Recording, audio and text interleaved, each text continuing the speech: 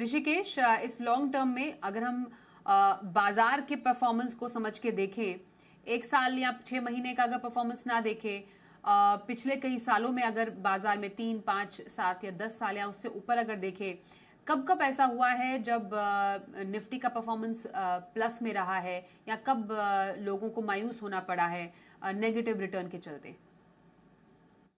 नमस्ते स्वाति जी, क्षितिज जी नमस्ते, और सारे दर्शकों को नमस्ते। इक्विटी में कब कब पॉजिटिव रिटर्न्स आया है और क्या अवधि के लिए अगर निवेश किया है तो पॉजिटिव रिटर्न्स आया है, तो उसका उत्तर ये होगा कि जितना समय ज्यादा आप मार्केट में रहो, फॉर एग्जांपल 5 साल की अवधि के लिए रहते हो या 7 साल की अवधि के लिए रहते हो, कुछ बेंचमार्क डेस्टिनेशन रिटर्न्स की बात करूंगा मैं। अगर आप 7 साल की अवधि के लिए निवेश करके रहते हो, तो आपका जो 7% जो डेट को मात देने वाला रिटर्न है, वो 99% हो जाता है और 95% के ऊपर हो जाता है। दूसरी चीज ये है कि एक एक सबसे बड़ा प्रॉब्लम होता है कि तुम डेट जितना रिटर्न बना रहे हो कि नहीं बना रहे हो। तो उसका उत्तर आता है कि अगर आप 7 साल के लिए आप निवेश करते हो, तो 7 साल के लिए आप निवेश करते हो तो 95% प्लस प्रोबेबिलिटी हो जाती है कि आपके डेट जितने रिटर्न्स बन जाएंगे। ऑलमोस्ट 100% प्रोबेबिलिटी हो जाती है, 99-100% प्रोबेबिलिटी हो जाती है पॉजिटिव रिटर्न्स की, अगर आप 5 साल की अवधि के लिए करते हो। तो जितनी आप अवधि बढ़ाते जाओगे, 5 साल, 7 साल, 10 साल या 20 साल, उतनी आपके पॉजिटिव रिटर्न्स बढ़ जाएंगे। दूसरा बेंचमार्क रिटर्न जो आपको देखना है, डेट वाला रिटर्न, वो करीबन 7% का रिटर्न होता है। वो 7 साल के आगे, अगर आप इक्विटी में 7 साल के ऊपर निवेश करते हो, तो आपको डेट को मात देने की इक्विटी की क्षमता हो जाती है।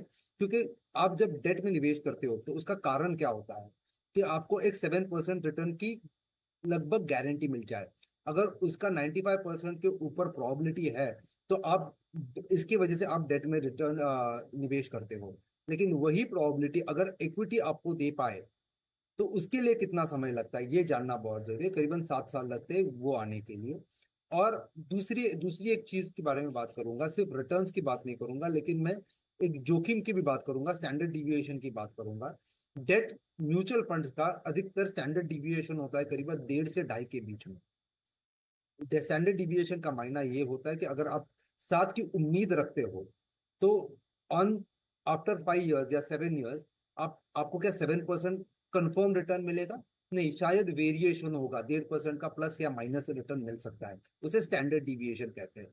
अगर यही स्टैंडर्ड डिविएशन इक्विटी में या निफ्टी में आने के लिए कितना समय लगता है ये हमको पता चल जाए, तो डेट का पैसा इक्विटी में आने की गुंजाइश बढ़ जाएगी। तो उसके लिए करीबन 15 से 20 साल लगते हैं कि स्टैंडर्ड डिविएशन 1.5 और 2.5 के बीच में आ जाता है। तो इन दो पैमानों के हिसाब से, 7 साल रिटर्न के हिसाब से और स्टैंडर्ड डिविएशन जो है वो 15 से 20 साल, तो 7 साल के ऊपर आप अगर निवेश करने की अवधि रखते हो, तो आप डेट को मात दे सकते हो और इक्विटी डेट का रिप्लेसमेंट बन सकती है। क्योंकि हमने एक स्टडी किया हम्म। हुआ है इंडियन हाउस होल्ड इन्वेस्टमेंट्स का, तो उसमें ये उभर के आता है कि 50% जो है वो फिजिकल एसेट्स में निवेश होता है, जो रियल एस्टेट और गोल्ड है, और बचे 50% कैपिटल मार्केट्स या फाइनेंशियल एसेट्स में होते हैं। अगर उसका हम ब्रेकअप देखें, तो पता चलता है कि केवल 15% जो है इक्विटी में और 75% जो है वो डेट और डेट इक्विवेलेंट प्रोडक्ट्स में है। तो अगर ये सारे आंकड़े पता चल जाए हमको, तो इक्विटी डेट को मात दे सकता है स्टेबिलिटी के हिसाब से, और रिटर्न के हिसाब से तो देता ही है। तो इस हिसाब से वो परिवर्तन आ सकता है। ऋषिकेश, ये बताइए, लॉन्ग टर्म में जिसका पोर्टफोलियो भी बना हुआ है, इक्विटी का प्रपोर्शन यूजुअली कहते हैं कि लॉन्ग टर्म में ज्यादा रखना चाहिए। तो एक जो परफेक्ट एलोकेशन है between equity and debt for a long term portfolio, वो क्या सजेस्ट करेंगे आप? For a long term portfolio Swati ji, long term की परिभाषा जैसे क्षिति जी ने कहा कि करीबन 3 साल के ऊपर हम अधिकतर मीडियम टर्म माना जाता है, और 5 से 10 साल के ऊपर वो है लॉन्ग टर्म की परिभाषा होती है। तो लॉन्ग टर्म अगर आपका पैसा निवेश करना है, तो 80% जो है वो इक्विटी में जाना चाहिए, 20% जो है वो डेट में जाना चाहिए। इक्विटी में 80% जाना चाहिए, क्योंकि पावर ऑफ कंपाउंडिंग हैंडी आ जाता है। अगर 80% आप उसमें डालो, तो उसमें रिटर्न की पॉसिबिलिटी करीबन 11-12% की होती है। डेट की 7-8% की होती है, लेकिन डेट होना जरूरी है क्योंकि एक स्टेबिलिटी लेके आता है डेट पोर्टफोलियो में। लेकिन अगर 5 साल या 5 साल के कम अवधि के लिए चाहिए, तो आपको अब एलोकेशन जो है 70% इक्विटी और 30% डेट में होना चाहिए, क्योंकि लिक्विडिटी कॉम्प्रोमाइज ना हो जाए। इसके वजह से 30% आप डेट में रखिए और 70% जो है वो इक्विटी में रखिए। और आपकी अवधि अगर केवल 1 साल करीब है, तो उस समय पे आपका 100% पैसा डेट में होना चाहिए, क्योंकि लिक्विडिटी कॉम्प्रोमाइज ना हो। इसके वजह से अलग अलग पड़ाव के लिए अलग अलग एसेट एलोकेशन का सुझाव करूंगा। पर लॉन्ग टर्म के लिए हेवी ऑन इक्विटी होना बहुत जरूरी है, ताकि आप पावर ऑफ कंपाउंडिंग और रिटर्न्स एक्सेलरेशन कैप्चर कर पाओ। कैसे funds for a long term आप पसंद कर रहे हैं? स्वाति जी, जैसे मैं हमेशा कहता हूँ कि ओपन एंडेड डाइवर्सिफाइड फंड्स होने चाहिए।